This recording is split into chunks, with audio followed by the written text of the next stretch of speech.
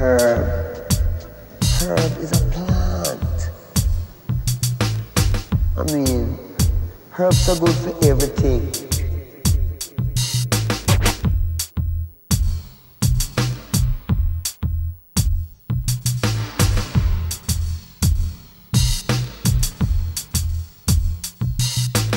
Herb.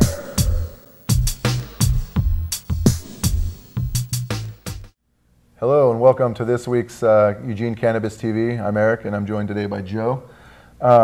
Today in this first episode we're going to talk about the different types and methods of ingesting or of smoking cannabis. Before we get into that though, we'd both like to just make a little comment and say a thanks to all the people that showed up on Saturday for the good event. We all had a great time. Yeah, everybody that came down to the for the Global Cannabis March down at the Free Speech Plaza, and we marched on over to the federal building. And if you happen to drive by and you're one of the people that honked, we thank you as well. Next year, hopefully, we'll have some of you guys get out of your cars and come march alongside with us. But a thank you to all the speakers and all the people that attended. Thank you very much, and just keep it up. We know we need you guys next year, and keep in mind we have the Emerald Empire Hemp Fest coming up, and so we can use your support for that as well. Yeah, and now we're gonna kind of get into the different forms of smoking cannabis. Everybody knows the basic way is a old school doobie or joint, if you will. Yeah. That's a great way to smoke. It gets your medicine to you very quickly. Another basic way is using the the glass pipe or the metal pipe or just the pipe method. The best way to really use that one, as I was talking with Will earlier, is a nice clean pipe. The cleaner the pipe, the cleaner your medicine is going to get, the better it's going to taste, and the smoother it's going to be. Not so much coughing or harshness to it. You're right, and that's something that you learn over time is the better maintained your pipe is, the better the smoke you have. Another thing as well too is sometimes when you don't clean your pipe out, the resins that stick to that, those can ignite when you're trying to light your medicine, and those can be really, really harsh. And anybody who's ever thought they were smoking or were smoking clean medicine and it got to the end of the bowl and it got really harsh and really nasty tasting, you might want to check your pipe and clean it out. And especially if you're a regular user, everyday user, you got to clean it out. But if you're a medical user, if you were really using this for medicine, it's a piece of medical equipment for you. I mean, it's like, for instance, I have an inhaler I use and it gets gunked up and I have to wash it out in the sink and I have to clean it, and by keeping it clean, it works more properly, yeah, it functions properly. And how many times do you have to, after how many uses do you have to clean that? Surprisingly, in the middle of coming up on grass pollen season, I'll be using it a lot. Probably a couple times a week, I'd have to clean out my inhaler to get the residue that builds up around it. And that's far more than any person that I'm used to having a clean pipe. Yeah, for sure. And so, it's just something that you should keep an eye on, especially if you're going to go that route. There are cleaner, safer ways to smoke, and that's something we'll talk about next. And, yeah, like for instance, the vaporizers. There's different forms of vaporizers. There's the stay-at-home ones that you plug into the wall. They they come with an ignition or a heating element, and then a tube or a whip, as they're called. That you kind of just grind up your dried medicine, and then you put it at the end of the whip and put it up next to the heating element, and then that gets it to just before combusting, so you're not actually igniting the medicine. That's kind of the method behind a vaporizer. There's also the new thing out there is the vaporizer pens, or they look like the e-cigarettes. So it kind of is nice and not in everybody's face, because it just looks like an e-cigarette, kind of like you're trying to quit smoking. Yeah, and the good thing about those is, especially with the vaporizers, is in some of the work that I've done, one of the concerns that's brought up to me is the fear of smoking, the fear of combusting. Especially if you're smoking for the first time, which a lot of medical users are, or it's been many years that you have smoked, or there's a lot of people who quit smoking cigarettes and they aren't very comfortable with the idea of combusting marijuana, even if it's for health concerns. And so vaporizers are a really good way to go. And like Joe was saying, you have options, the plug-in, stay at home. Those are, like he was mentioning, the kinds with the whip. There's also one of the more common ones, the Volcano. The problem with some of these is they get really expensive. But nowadays, you know, about 10 years ago, there was very few kinds of vaporizers you could choose from. Nowadays, they have the giant plug-in kinds like the Volcanoes, or the small portable kind, like Joe was saying, like the e-cigarette style, and some of them are even a little bit bigger, and they actually look like a little bit bigger than a fountain pen. Actually, one of them, I wish I could remember the name of it, but it actually, many people have said it reminds them of a small lightsaber from Star Wars, if you can imagine what the handle of one of those looks like. Yeah, the ones that I really like are the vapor pens that are just oil specific. So you just actually load up your pen full of oil, and you don't have to mess around with getting your medicine ready for a few days. I've heard of people using it. You know, you just go to where you keep your pen, hit the button, and your medicine's there quicker than essentially packing a bowl and striking a lighter. Yeah, and for some people, this is an outstanding option because the amount of oil you used in comparison to the amount of dried plant material you use, it's night and day. You know, 1 gram of oil, and I use both the oil and the dried cannabis. And 1 gram of oil, if I use it properly, lasts me over a week, sometimes almost 2 weeks.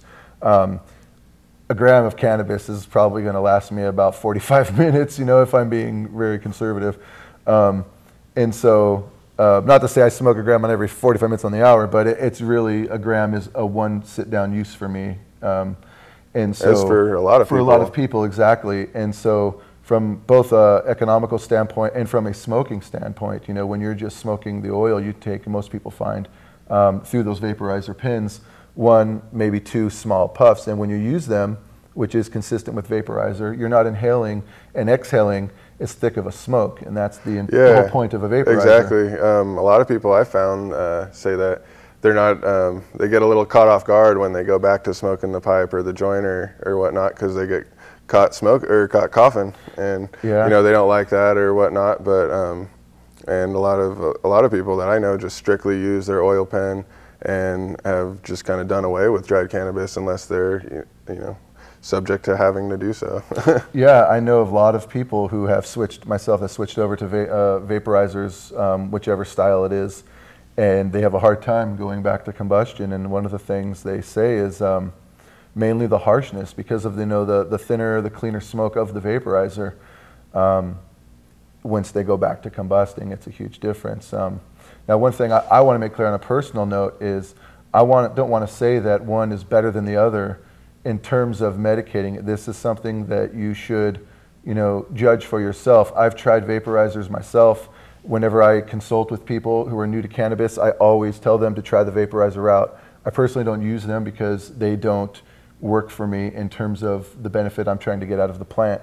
Now, having said that, like I said, I always tell people you should try a vaporizer first, especially people who are new to cannabis. Yeah, exactly. And I, for one, you know, I actually just got a new vaporizer pen, and I really like it. It works on the spot. It's very easy, clean.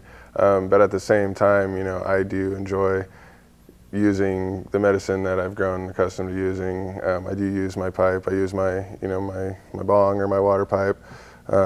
And it really is kind of the whole thing in itself, essentially. Like, I get the draw that I need to get, as well as the comfort level. You know, a lot of people just, they know what works, and they stick with that, and you know, don't fix something that's not broken. But at the same time, don't be too afraid to try something new that will very, very much so work and benefit you sometimes in ways that aren't the way that you're trying to get beneficial results. Yeah, and that's something that I, you know, every time a new vaporizer comes out on the market, I try it. You know, I try it because I'm not going to, you know, put that to rest to say, you know, I'm not so naive or so ignorant to say that vaporizers don't work for me.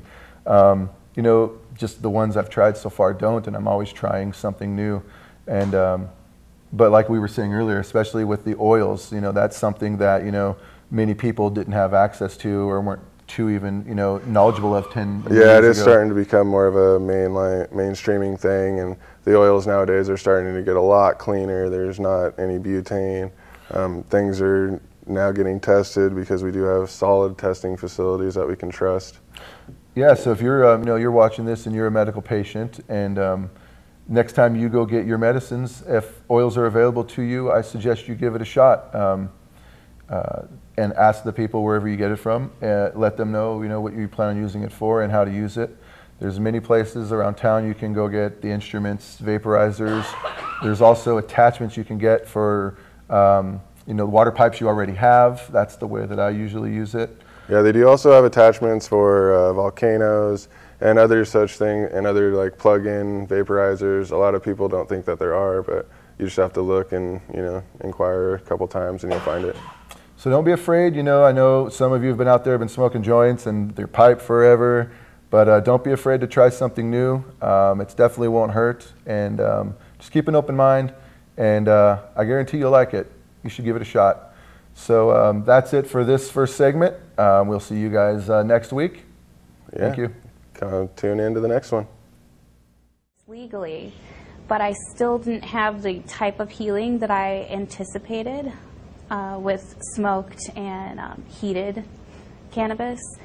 So after talking to several cannabis physicians and attending different lectures, I found out that there's the THC acid and CBD acid that you get in the raw form have medicinal properties that are better at helping my immune system to communicate.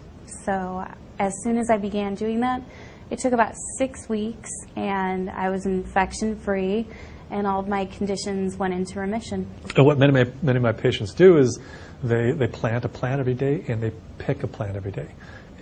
If you let the plant grow to a certain size, you may be able to use half a plant a day, so a plant therefore would last for 2 days, so therefore you need 1 plant every other day. So the total number of plants depends on whether you have a plant a day, a plant every other, or a plant every 3 days, depending on the space available.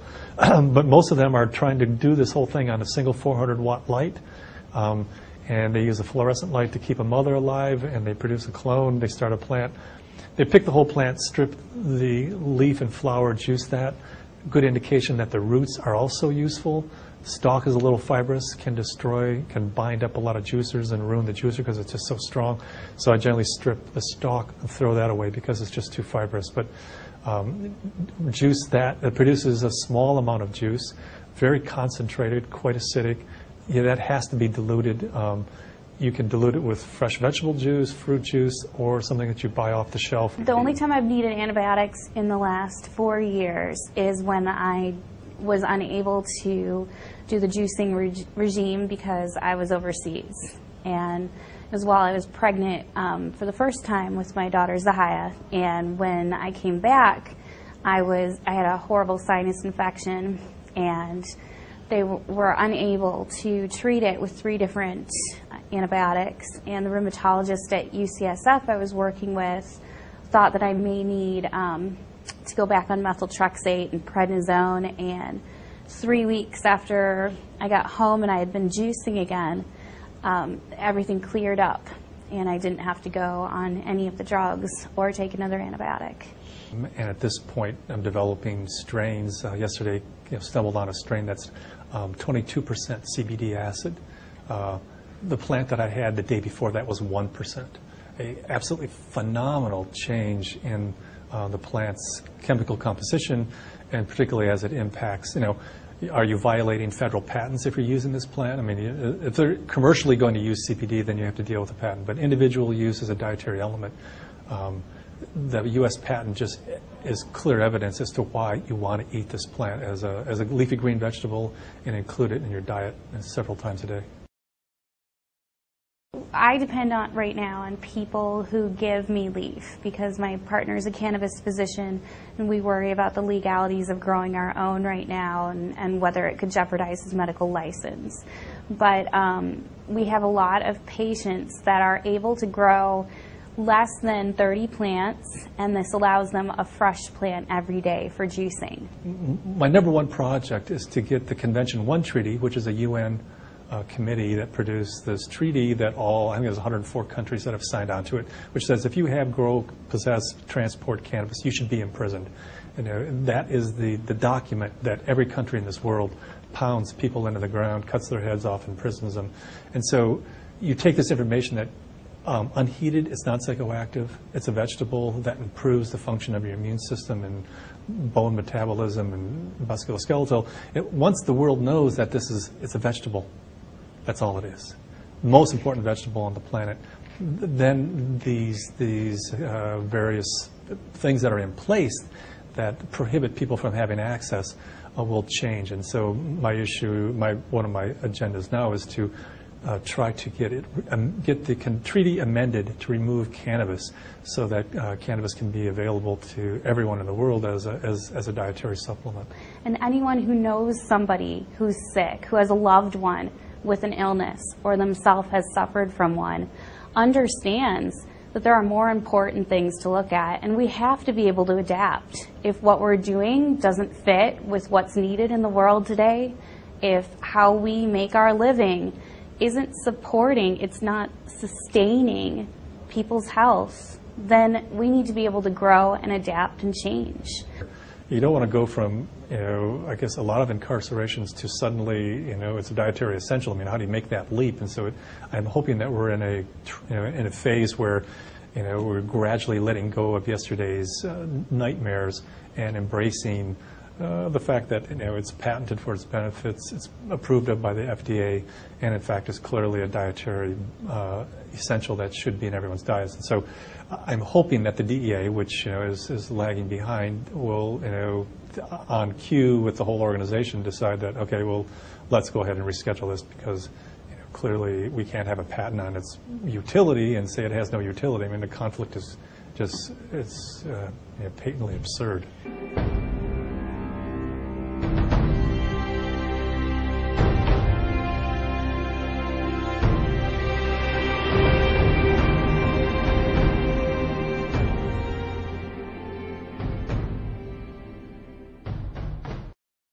Hello everybody, and thank you for coming back to us. This segment, me and Eric are going to be talking about pain contracts and how unfortunate it is for most Americans to be stuck in one, essentially.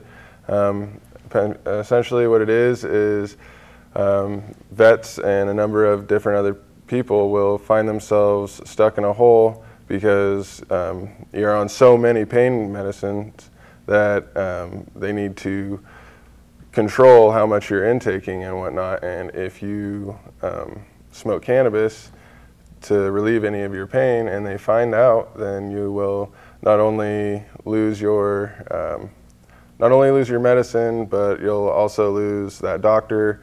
If you're a vet, you'll lose pretty much everything in that the VA has to offer you, which is the kind of the rumor out there. But you definitely need to get in contact with your VA and make your voice heard and tell them that medicine helps you. Yeah, definitely. One of the things, Joe, that I remember from when I first started doing my consulting work is I was helping a lot of people who were under pain contracts.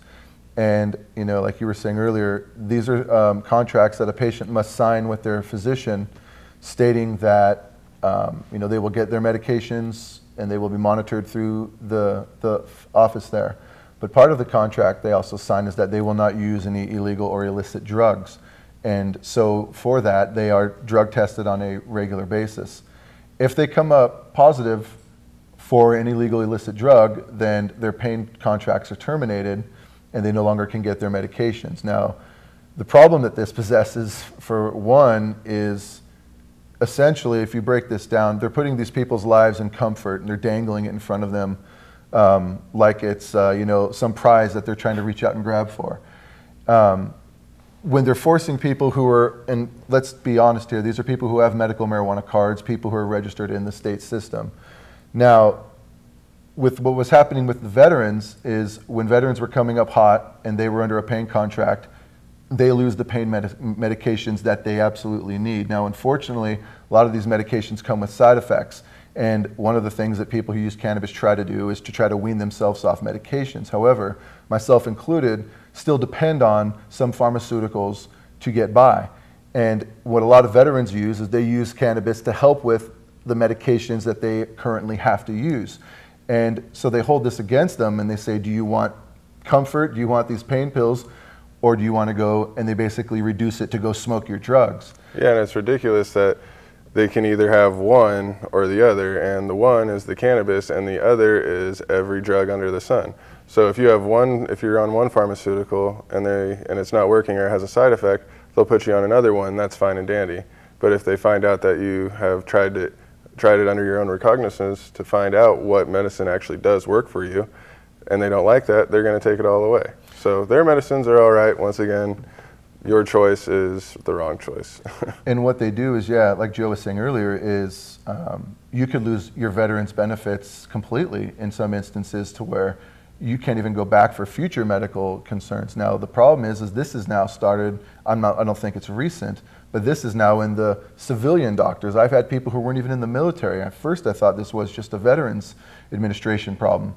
Then I kind of started having people come and tell me, like, I'm not a veteran, I've never served, this is my regular doctor has me on a pain contract.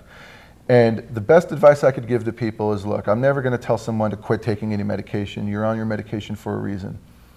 But you need to find another doctor, because not all doctors are going to do that. Now, I know it's hard, I know it's a frustrating feeling.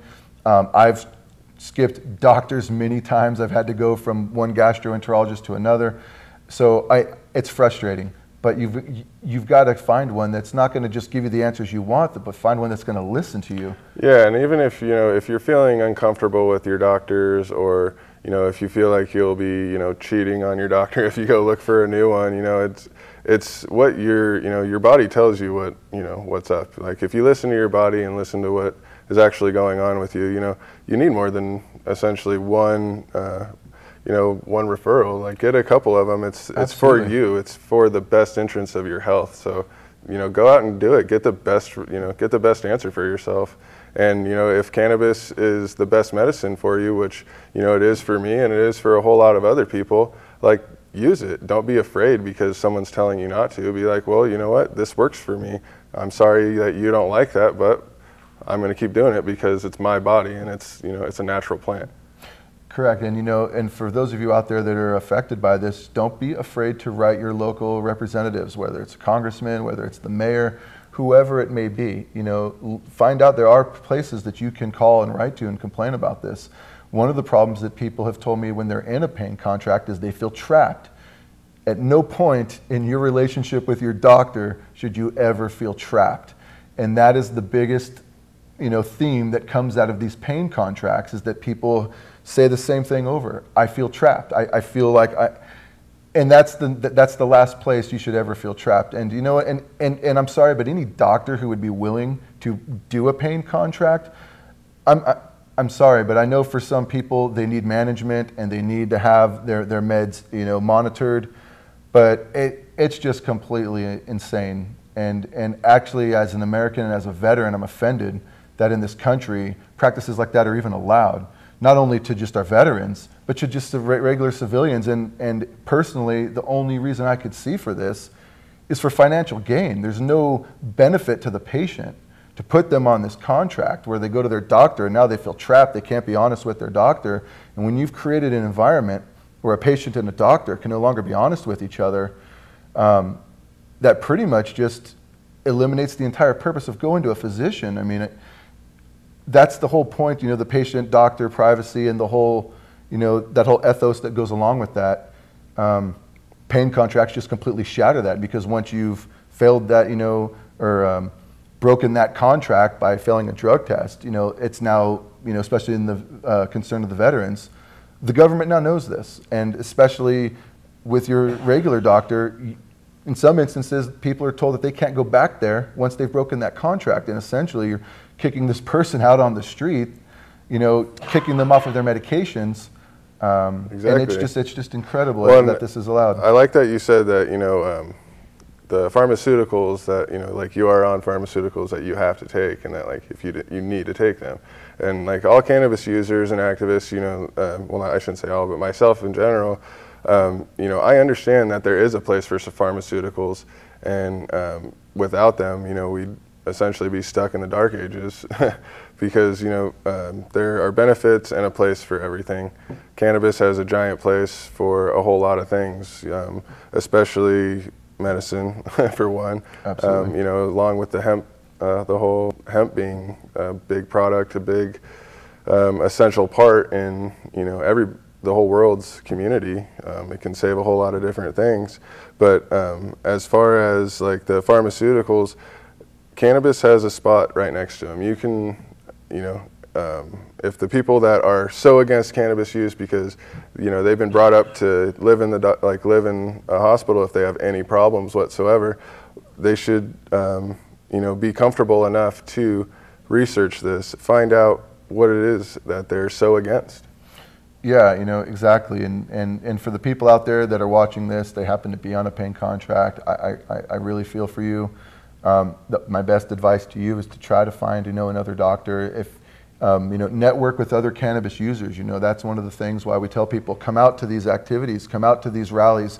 You can network with other patients, you can network with, you know, other organizations, and you can talk to other patients. Other people have gone through this. You know, I found people who said it took me 3 times, but I found a doctor who was willing to work with me. You know, some people would say, you know, 1 month, you know, I would take less medicine, or some people would say that, I know this goes against some people's incredible beliefs, but some people go to the doctors so they can get better and never have to see the doctor again. You know, I naively thought that was the point of going to the doctor, was so you didn't have to keep going back. Well, I've actually been told that in other countries that you don't pay your doctor until you get better. What a concept. Yeah, what a concept. That almost actually makes sense. And so just keep that in mind. You know, there are other resources out there. You have to connect with other people. See what they're doing, get on the forums. You know, forums online are really good. I'm not saying just go on there and blindly believe everything you read, but especially forums that have to do locally. You know, people in Oregon, there's a lot of good ones. And ask questions. You know, if you think it's a dumb question, don't feel like that. It's a question and you want an answer for it, so ask it. Get your answer so that way you can, you know the right decision to make and inform your fellow American and your fellow person. Like, we're all in it together, and we all need to make the right decision and the right step together in order to move forward, which fortunately it seems like the cannabis movement has been taking the steps forward in the House and whatnot. So we all need to keep having our voices heard and keep getting informed with that and stay up on all that news. And I think we're going to wrap it up with that. So thanks for watching, everybody. See you next week. Join us next week.